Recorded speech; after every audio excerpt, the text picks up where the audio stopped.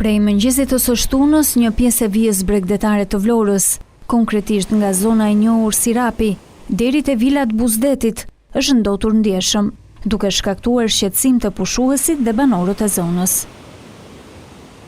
Në sipërfaqen e ujit vëret një shtres e bardhë dhe vajore, e cila sipas tyre ngjan me detergjent ose mbetje vajrash të përdorur nga kuzhinat e subjekteve private në zonë. Nuk përjashtohet mundësia e shkarkimeve të ujrave të zeza nga anijet turistike. Ende nuk ka reagim zyrtar nga autoritetet vendore apo inspektoriati mjedisit. Do t'je ka shumë, jo pak. Ky është problemi. Po gjitha këto shkarkimet e këtyre ujrave të zeza këtu mundet të shkarkuar në një anije.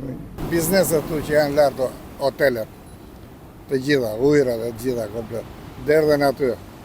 Se ku ka pas ndonjëherë Vlora këtu? Edhe ujë ftohtë ka qenë i pasur.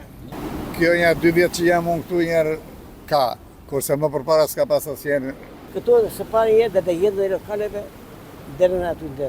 Mund të jenë edhe këto mbetjet e këtyre lokaleve që lajnë enët e ça deri në det. Se përpara nuk ka pasur. Vija bregdetare e Vlorës është një nga asetet më të rëndësishme turistike të vendit dhe çdo rast i tillë ndotjeje jo vetëm dëmton imazhin e qytetit bregdetar, por rrezikon dhe ekonominë lokale që mbështetet te turizmi.